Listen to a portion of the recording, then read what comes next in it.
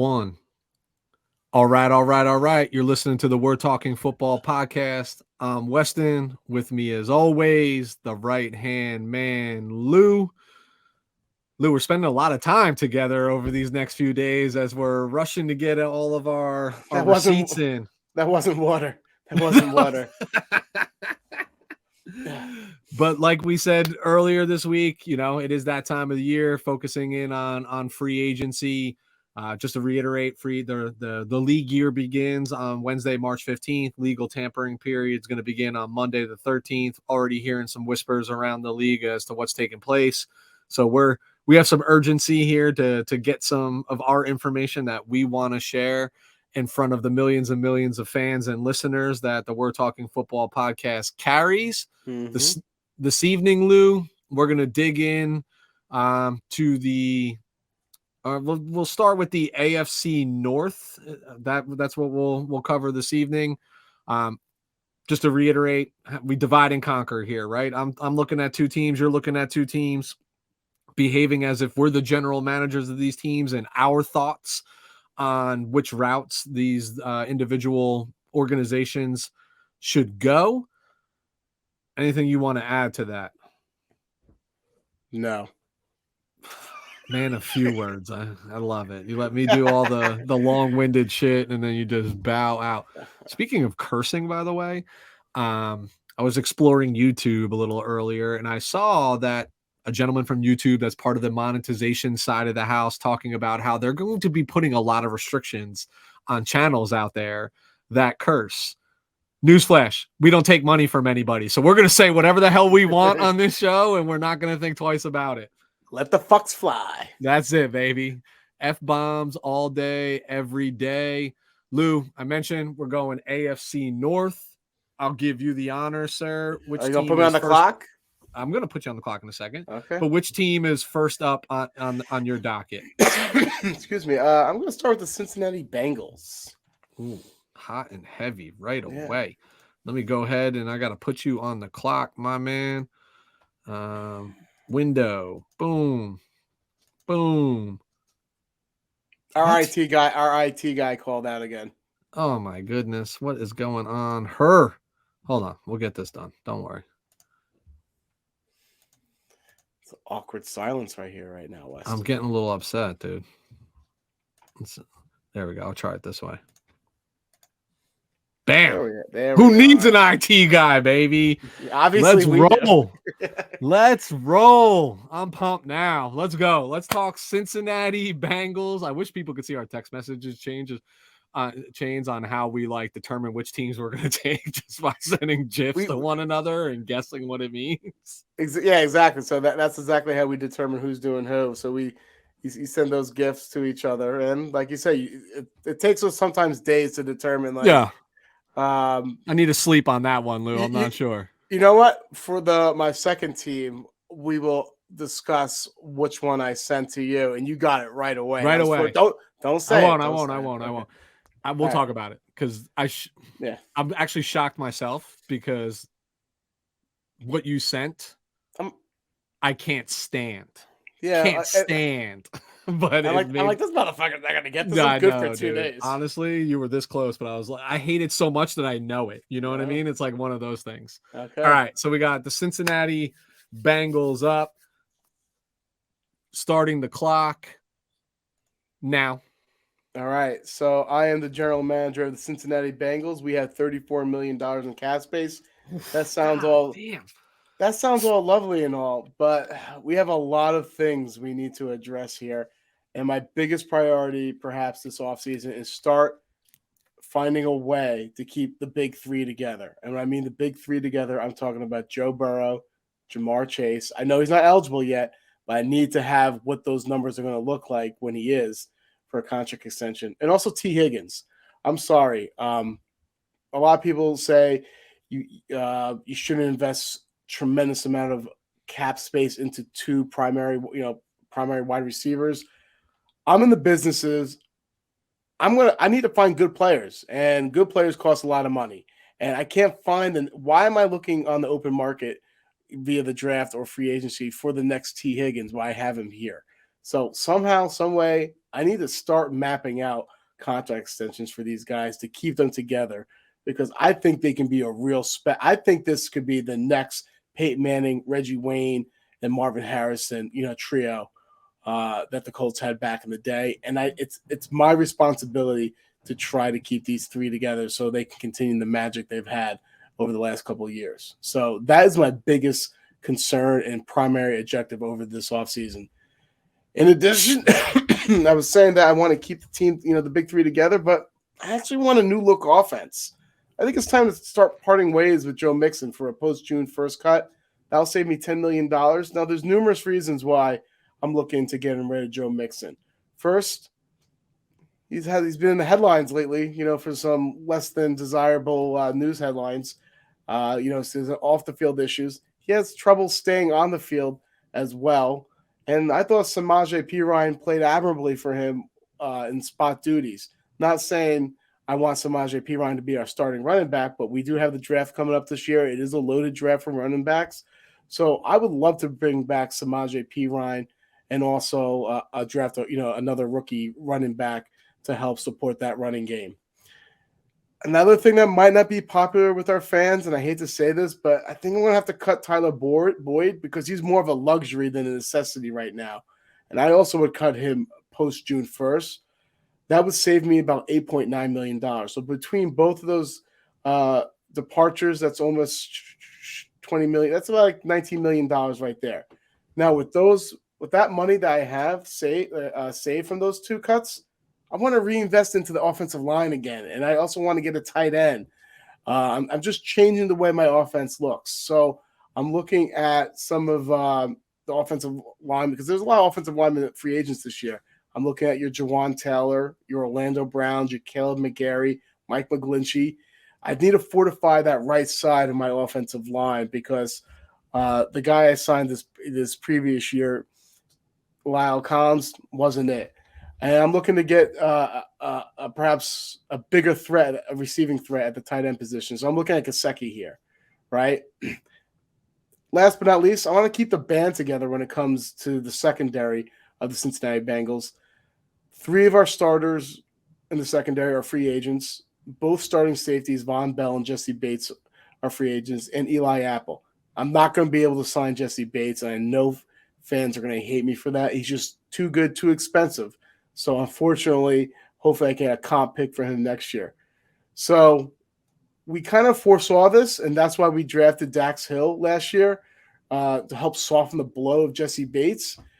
And Cam Taylor-Britt also played well last year, but I still want to try to bring back Eli Apple and Von Bell to keep the chemistry that this group has because they really gelled well and they play extremely well all together. So I don't want to make too many changes back there. So, and I think it'll be feasible to do with all those cap moves I have already. So those are my priorities this offseason, and I got to start working.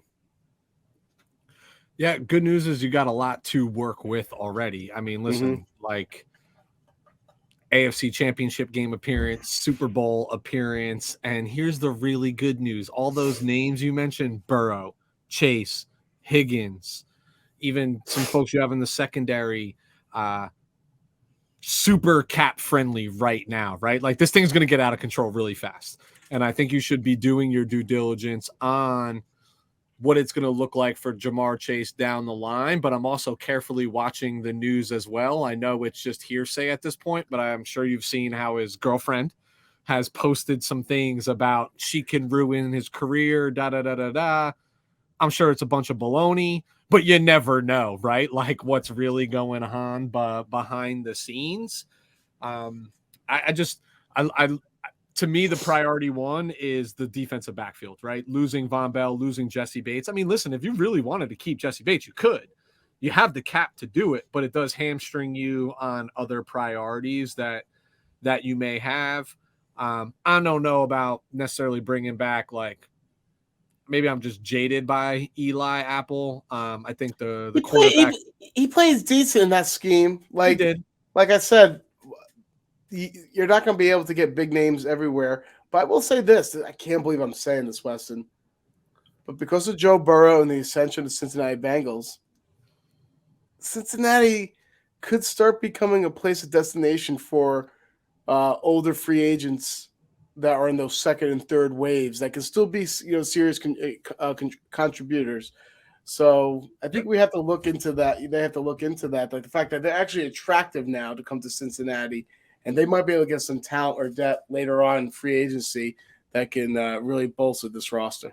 Yeah, I mean, listen, there's no superstar defensive back that's available, corner specifically, right? But I mean, I think you feel pretty comfortable with Awuzie and Hilton. You're still better off than a lot of teams in the NFL with those two, but like, I don't know, is the timing right on a Shaq Griffin, a name you're going to hear me toss around all the time because I'm infatuated with him. Well, not even this. I mean, I love James Bradbury, but he's aging, right? I'm a big Emmanuel Mosley guy. Like, I mean, when he's healthy and he's playing, he's coming off that ACL. It's scary, but like with the two that you have, is he a slot guy though? No, he played outside for us. He played boundary. Okay. He's a player, man. But I don't know what recovery from the ACL looks like. Yeah, I think if I'm the Bengals GM, I'd rather the devil I know than the devil I don't type of thing. No doubt. And that's why I just want Eli Apple. I get it. But either way, now is the time to say, this has to be our year, right? Because then, I mean, the Joe Burrow contract is going to be absurd, but it's still not going to hit the books next year, right? Like next year is when the extension is really going to come. And then they're going to make it so that it's not absorbed until 2 years after that. So you still have some time and some flexibility, but like Burrow is legitimately right now, as we sit right here, 5% of the overall salary cap. What have we always talked about? There's never been a team that's won the Super Bowl when their quarterback accounts for more than 16% of their salary cap. He's literally a third of that right now, but he won't be for very long. Yeah, but I also think you got the new TV deals coming up, right? Yeah, it'll go up. Yeah, I think it's going to go up quicker than you think, my friend. Yeah, I mean, we thought that this year. Didn't really go up that much this year, to be honest. It went up more than they were early projecting from last year. It was sluggish coming out of COVID because the revenue was lost, right? Like from that, went up. Actually, barely went up. I think it was like just slightly.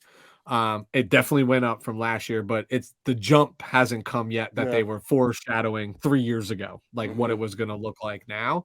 But I agree. The new TV contracts, new streaming services, all of that, it's certainly going to add to the equation. So that figure will probably look like no team has ever won the Super Bowl when their quarterback counts for more than 20% of their salary cap. All right. I'm going to start with the Cleveland Browns for me. Negative $14 million in cap. Oh, whoa. Did something just happen that I missed? You got to start the clock, my friend. Oh, shit. Oh, bother. Who says that, by the way? Oh, bother. I do not know. Come on, Winnie the Pooh, man. Sleeping on Winnie the Pooh? Yeah, I'm not a Winnie the Pooh guy. Well, that's on you, bro. All right. Negative $14 million in cap. Finished 7-10 by all intents and purposes. An abysmal year for the Cleveland Browns, especially like, I mean, how many times do we hear this at the start of the season? They're the team. They're the team. They're the team. I know things looked a little bit differently. Big trade for Deshaun. We traded a lot for Deshaun Watson to start the year. We knew we weren't going to get him until 12 weeks into the season. But as the general manager of the Cleveland Browns, I'm starting already to regret this Deshaun Watson contract big time. He is carrying a $54 million number against the cap. But what makes that worse for me was the on-field production and product when he was on the field to end the season last year. It didn't look good. It didn't look smooth. Can't move on from him. There's just no way around this. Like, he is our quarterback. So what do we need? I'm prioritizing weapons for Watson to support Amari Cooper. The issue that I'm having right here, Lou, as the general manager, is the position that I want to focus on, namely wide receiver, is just not super attractive to me in terms of the free agent market. Gun to my head, I want to stretch the field more. Deshaun is capable of stretching the field more, certainly buying time. The guy that jumps off the charts to me is DJ Chark in that regard. I think he would be that complement. Amari still fits in that possession receiver mold, not necessarily a burner. Like, look, he's a good player. Yes, he'll catch the ball downfield, but the separation, right, just getting behind that third level of the defense. Still looking for somebody like that, and it's unfortunately it's nobody on our roster that exists has that level or that capability, in my opinion. So that's where I'm leaning right now to as a weapon. I think there's also some cat casualties I need to explore. People like Donovan, no pun intended, Donovan People Jones, right? Like he might need to be someone, but honestly, he's pennies on the dollar. That's not moving the needle. I'm looking at the top of my contract list and I'm saying, are there opportunities to restructure Myles Garrett, Wyatt Teller, Amari Cooper, Bradley Chubb, give them a little bit more guaranteed money and a signing bonus and start to move that needle closer to zero? But we are cap strapped. I think I look at my list of free agents and there's some names that I think that have been household names that fans would want to bring back, like Greedy Williams, Ronnie Harrison, Anthony Walker, Kareem Hunt. But I'm going to resist that temptation. And I want fresh faces on this team. I need to get rid of the stigma of like, hey, this is going to team that's going to compete, because clearly we're really not, right? Like at the level of expectation. I would say the one person that I want to prioritize to bring back and stick with me here is think of where we are most successful on offense and the way our offensive line is built. We are built to run the football, right? Like that is literally the way that this offensive line is pieced together.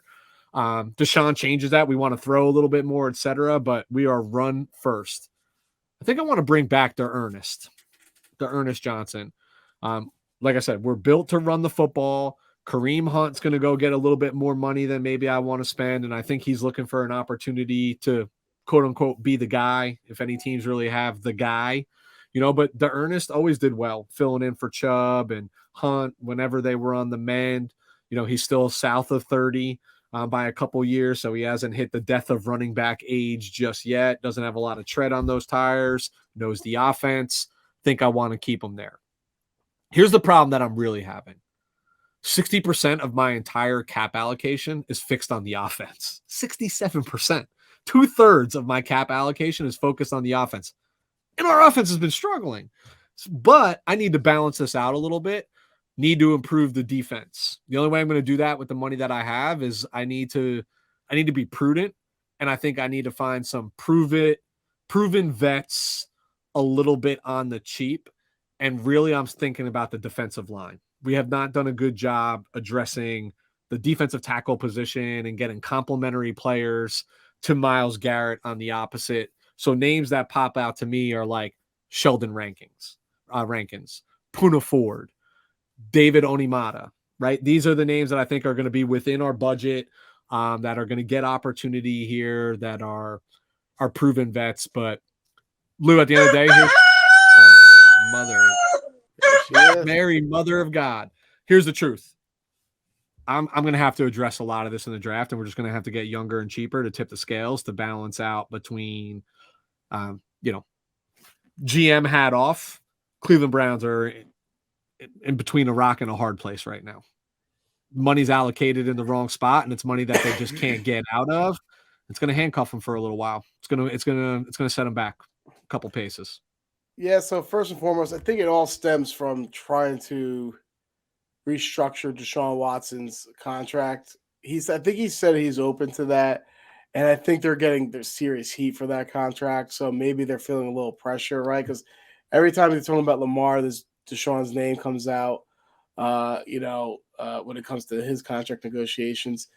One player I think would actually be a fantastic get for the Cleveland Browns would be Mecole Hardman, for the mere fact that he's a burner, coming off an injury, didn't live up to the hype and what have you. So maybe you can get him on the cheap and provide another dimension, to that Cleveland Browns offense. I agree. I'm not sure if they're going to be able to afford to get D'Ernest back, but they also have another young guy behind him, Ford, who I think is really capable. I wonder if the rumors of them looking to trade Chubb, who's the identity of that offense, away. But if they I wonder if they kind of kick the can on that. and see that, to get some compensation. But he's good now; he'll be good next year. But like the old Bill Parcells adage, right? You get rid of a player a year early than a year late. So I wonder if that's a way for them to, between restructuring Watson's deal and trading away Chubb, because you said, "Oh, go to the draft," but they gave up a lot of draft compensation to get Deshaun, so that's easier said than done. So here's the issue, right? Like, if I'm Deshaun Watson, why do I want to renegotiate my contract? Like, why? You gave me $300 million in guaranteed money. Like, I have no obligation to do that whatsoever, and I can be really stubborn and put your team in a spot. Like, the competitor, the winner, might say, I need to free up some money to get some talent around me, but there is zero obligation. There is zero threat of like, do this or we punt. Can't do it. Like, you just can't do it. Like, you're locked. And then the Chubb stuff. Progression, or I would say, like, Nick Chubb is a very good football player, right? But he's gone backwards. And it's partly because of his age, the wear and tear. I mean, dude, we talk about that, like, when these running backs fall off. I mean, he's 28. This is his 29-year-old season. Like, he's been in the league for a little while. What are you really getting in return? You're not getting a first for Nick Chubb. A third? You're a third, maybe right, from a team that is close, right? So you're in the back half of the third round, and based on this draft, you're drafting a fourth round talent for your Pro Bowler. You might be able to get a second. No way. From a team in the back end, maybe. I don't know. Picture Chubb on the Bills or the Chiefs. Just imagine that. But this is what I'm saying. A team that's close, right? Yeah. Like, a team that's far away is not going to give up assets for a 28-year-old running back. And those are the picks you want, right? The ones that are drafted. You're looking at from, hey, we're getting compensation plus cap relief. I think you can't quantify that enough. Yeah, I mean, I don't know. I just, it's one of those scenarios, like, same with the New York Giants, right? Like, to me, Saquon Barkley is better suited for me than he is anywhere else. I feel the same way about Chubb. Better suited for me. Now, if I can fool somebody that wants to give up a second-round pick and take $12 million off my books, like, I got to entertain that. I got to kick the tires on that a little bit. We'll see. I might know a team, actually. Well, we'll talk about that tomorrow. No, we might talk about it. We'll see. Right. We'll see. We're going to talk about it right now. So no. Who we got next? We got the Pittsburgh Steelers. Okay, so let's talk about how you let me know it was the Pittsburgh Steelers. So as we're going back and forth with our gifts, I'm a firm believer it's pronounced GIF, not GIF. So sorry, Weston. I don't know. I don't know. I say something different every time because I still don't know what it actually is. So I sent Weston over a picture of Derek Zoolander giving a serious face, and he immediately responds, "Blue Steel, you're going Pittsburgh Steelers." And I was floored by the fact that he got that so quick. I was confident he was not going to get that because I feel like you're not a big movie guy or that type of movie.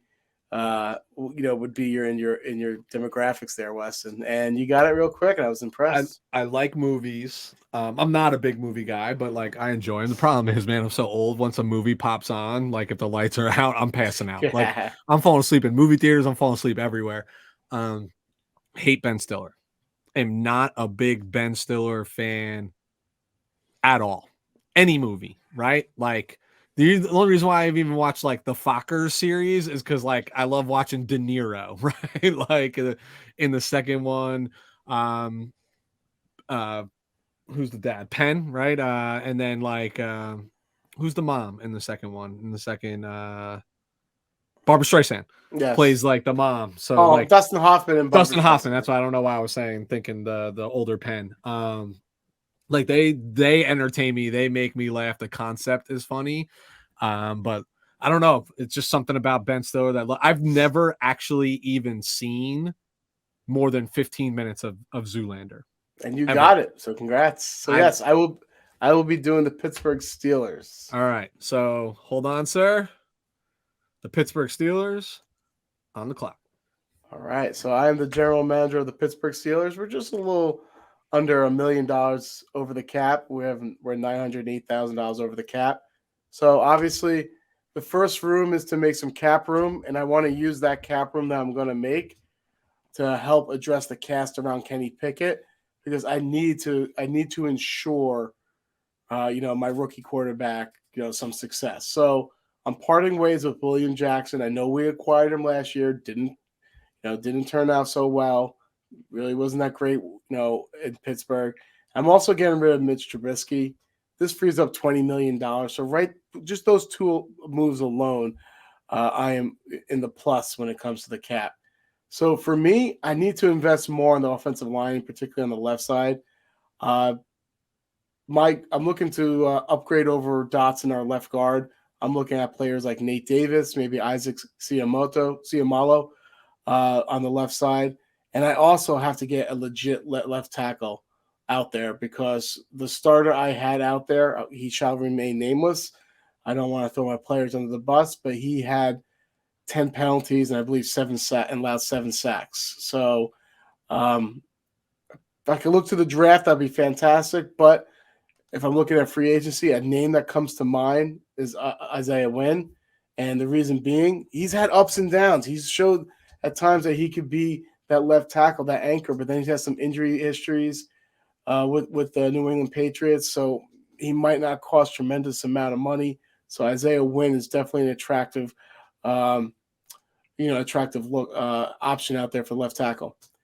I also feel like I need to get a change of pace for the running back position. We have Harris. I love him. He's a bruiser, but he's always banged up. And what I mean by he's always banged up, he plays all the time, but he's always fighting through something, whether it's a foot injury and what have you. And I get it because it's his rushing style. So I need another running back to take a little pressure off of him, but also to add another dimension to my backfield. I want to bring it back to the good old days, right, when the Pittsburgh Steelers had Jerome Bettis and Willie Parker.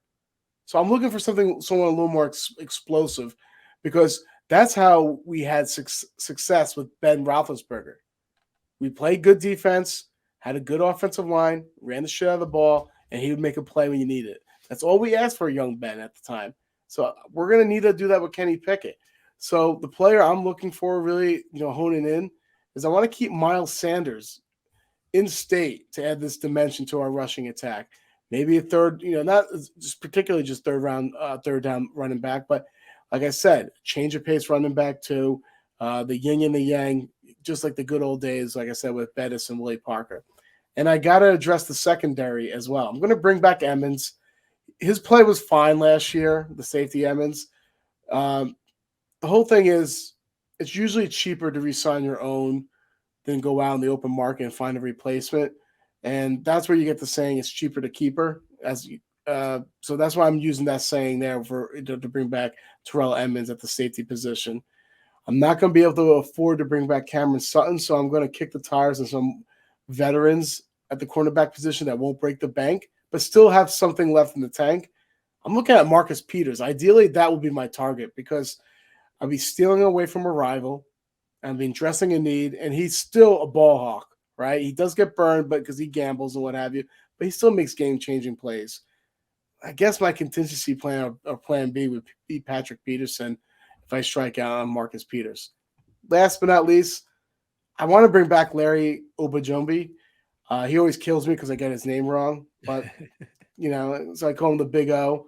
And the reason why I'm doing that because I feel like he flashed last year for us, and we need more depth along that defensive line. And Cameron Hayward is getting long in the tooth, so I need to have someone take some pressure over Cameron Hayward, and Larry, the Big O, he will help us do that, and I'd like to bring him back. And that's it. That's my offseason for the Pittsburgh Steelers. Yeah, I don't think there's a lot of I think 2023 for the Pittsburgh Steelers is just a chess game, right? I think going into 2023, regardless how this shakes out, Cincinnati is the clear favorite to win this division. And I think it's more like what pieces can we put in place so that when all those big hefty contracts that we were talking about that Cincinnati's going to have to now they'll never be in the same category that Cincinnati is right now because Cincinnati's not only do they have young players, they are exceptional young players. Pittsburgh's got some young players. I wouldn't define any of them as exceptional just yet.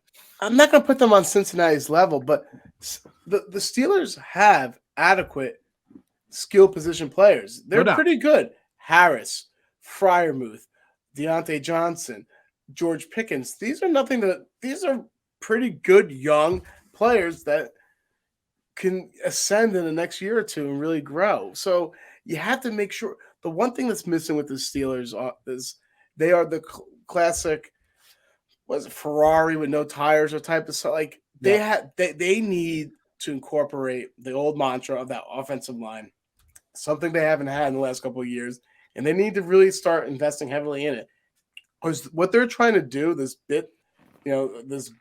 bits and pieces and match game, it's not working out. They can't run the ball. They're not blowing people off the line of scrimmage. They're not giving Kenny Pickett enough time, to decipher defenses. I'm sorry, they have to start investing more in the trenches on the offensive side of the ball.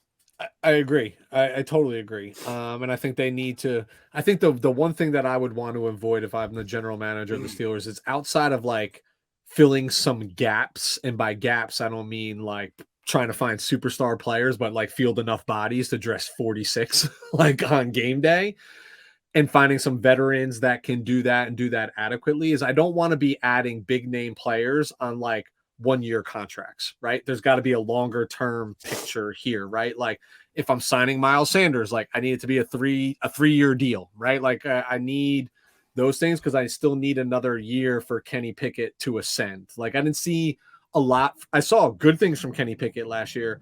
I believe in our hometown kid from New Jersey. I think he will be a good football player and a good quarterback, but it's just going to take a little bit. Like he's not going to storm onto the scene like Burrow did, and you know what I mean, and like some of these other rookies that just caught lightning in a bottle like right out of the gate. It's going to take a little while. Like so, you like Pittsburgh's just not in a position like, hey, we're all in this year, right? Like no. In a weaker free agent market where to me there's just not a ton of sexy people out there right now. I want to. What are the 1 or 2 good pieces that I can add, whether it's to the line, whether it's a skill, whether it's the bolster of the defense, but they're going to be Steelers for the next 3 years. That's the way that I'm looking at it, because that's going to be when the time and the guard will change. We just talked about how Cleveland's going to be on the struggle bus. Cincinnati's going to have to figure things out, and they're going to have to compromise and let some superstars go in another 2 years. That's what, and God only knows what this disaster in Baltimore is going to be based on this offseason. So amazing segue. Go ahead, Weston. Tell us about you would Baltimore. Think I would do this regularly, right? So let's talk about that disaster that is in Baltimore right now, starting the clock. Look, I got priorities across this team. The only priority that I care about right now is figuring out the situation with number 8. Need to figure it out. It is 1A, B, C, D, E, F, G priority for us is stability at the quarterback. Like we're trying to work through this Lamar situation. He wants to get paid accordingly, and he's deserved it. He deserves it. He's earned it. Like what is something? Look, Daniel Jones just got paid, right? Like I know Lamar deserves his money, but I'm being prudent, Lou. I'm letting him go find out what the market is, so that I can pay him that market and not just make up a fictitious number based on past things that, like a $300 million guaranteed contract to Deshaun Watson, right? Like what's crazy to me though about this whole thing, like GM hat off for just 1 second, is like, think about what the Broncos gave up to get Russell Wilson. Think about what the Browns gave up to get Deshaun Watson. Like if you're a team that needs a quarterback, you're not going to trade 2 number 1s to go get this guy right now. Like I'd do it in a heartbeat, right? So I know our back's against the wall, but I'm GM hat back on. I'm towing water here because I certainly don't want to tarnish the relationship either with our franchise player. But I'm confident we will bring Lamar back at a number that he's comfortable with and at a number that we're comfortable with, and we'll have the under center solidified for the foreseeable future. But that is it. I should have started. We're $8 million plus behind the cap. We were 10-7 last year. We figured this thing out with Lamar. We erased the cap deficit, right? Because we have a long-term contract. We skew it accordingly. We're back in the green versus operating in the red. Some other things that could get us there and that I'm prioritizing is, unfortunately, it's just time to say goodbye to Calais Campbell. This is his 37/38-year-old season. That's an immediate $7 million recognized in savings. And along those same lines, I'm really looking at people like Marlon Humphrey, Ronnie Staley. To me, those are immediate restructuring opportunities, people that I want here, right? And then I can kind of bump this problem down the road and get a little influx of cash. Because no matter how you cut it, whoever is under center, we need more playmakers on offense. For whatever reason, Baltimore always has this grinding defense.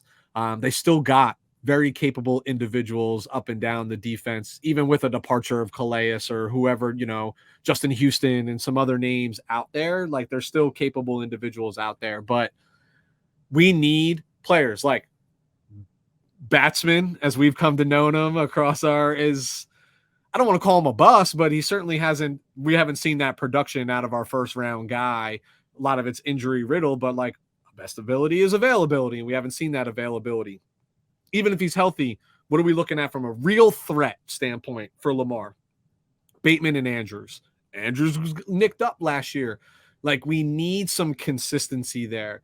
Somebody that I am super interested in, that I think immediately up levels us from a skill position just around availability and consistency, Jacoby Myers. I think he fits in this offense very well. No longer the Greg Roman offense, right? A more traditional offense that we're going to be running. Jacoby is a route monster. He eats up space. He runs really cool, clean, crisp routes. Just a model of consistency. Don't need him to find the end zone. I got those targets, right? I don't need him to. I need him to move chains. I need him to be open and available. He's a guy that I really like for this offense. I talked about Marlon Humphrey before. You just mentioned how Marcus Peters is gone. I'm not looking to bring Marcus Peters back. There's another name on the market that I think pairs wonderfully with Marlon Humphrey, and it's James Bradbury. I think he fills right in, less of a gambler, a little bit more consistent. So maybe I give up this game-changing play, but I'm not giving up game-changing plays either on that side of the ball. So that's what I'm prioritizing. There's not a lot they should be focused on, candidly, outside of figuring out this Lamar situation. And because of that Lamar situation, I am seriously entertaining trying to bring back Snoop Huntley, potentially, right? There's nobody in the draft that I feel comfortable with that gives me that Lamar Jackson-esque feeling, regardless of who the offensive coordinator is. I'm doing that with the intention of Lamar will be here, but I've also seen how the last two seasons have ended with Lamar, and they've ended with injury. So that's what I'm prioritizing for the Baltimore Ravens. Yeah, so I mean, if you're mentioning the Baltimore Ravens the offseason and not the only thing, it's the most obvious, that's Lamar Jackson, and to see what is going to happen with his contract status. What makes this even more difficult is the fact that the Baltimore Ravens, front office and the brass, they are negotiating with Lamar Jackson, not an agent, right? So why is this making difficult? Can you picture if you were looking to, it's like basically asking your boss for a raise, and they're saying, we're going to give you a raise, but not the one that you want. Your feelings would get hurt. You'd be a little, your ass will be a little chapped, right? So that's why in these high pressured and extremely lucrative deals, you have agents to kind of be that middleman to make sure that peacemaker, that arbitrator, to help soften, the messages, right? Because you don't want a full break off from the table. I do agree the fact, what they did was smart. Hey, let the mark go ahead, go out in the open market, see what what you're worth, and then we'll be more than happy to match anything. And I think the word collusion is getting thrown away, thrown around, extremely quickly because everyone said no. We're not going to be interested in Lamar Jackson. I think it's stupid, but the thought process, I think, for some of the GMs is like, hey, we're not going to do Baltimore's work for them. All right, let's let them squirm, because what's going to happen is a holdout's going to happen. I don't think Lamar plays if he's tagged, because he's tagged again, right? So I don't think he plays under the tag, and I think this has been going on for 2 years, so I think there'll be no resolution. So not sure, what happens. I mean, I can't even thinking about the other needs right now of this Baltimore Ravens team without addressing Lamar. They need another play. They need because they have now a traditional offensive coordinator in Todd Monken, from Georgia. Love him. I think he can do bring a tremendous amount of expertise, to that Baltimore offense and make it a little more perhaps modern or traditional. That being said, I think they need another playmaker, another real wide receiver, because they're throwing out a bunch of hobos there. And what they really need is a deep threat. And, once again, maybe that is, I'm bringing up McCole Hardman too, because the Ravens are cap strapped too, right? So they might, I'm not sure, they have to look to the draft and perhaps, a cheaper option at wide receiver, DJ Chark or what have you. So I think McCole Hardman's going to bring more money than a lot of people think. He's coming off an injury, and he is, but like you just look around, right? And it's like I need a wide receiver. These are the wide receivers out here. This is the wide receiver market. I mean, like $10 million a year. 10 what's his face from Arizona who got $17 million a year to go to Jacksonville? You know what I mean? Like everybody reaches. The Chicago Bears feel like a team that's going to reach because they got all this money to spend. Like Jacksonville last year, they didn't care if they overpaid. They still couldn't even spend all the money that they had available in the cap. But I agree with that. The one point is without Lamar, it's all null and void. I don't care what you do this year in free agency unless it's short of like bringing in Aaron Rodgers, right? Like instead of Lamar. You're not competing in the AFC. You're just not. You're just not. So nothing else matters except that. The buck starts and stops with Lamar Jackson. 100%. All right, Lou, that wraps us up. AFC North. Like I always do, rely on you to tell everybody where they can find us. At WTF Pod NFL on Instagram and Twitter, and Weston is always the YouTube page. We're Talking Football podcast. I can clearly tell you all are not getting my message about hitting the subscribe and hitting the like and getting the notes. We're staying at a status quo of 1.1 million followers. We're trying to get to that 1.2 threshold. So help us out. Take care of us. Until next time. Adios.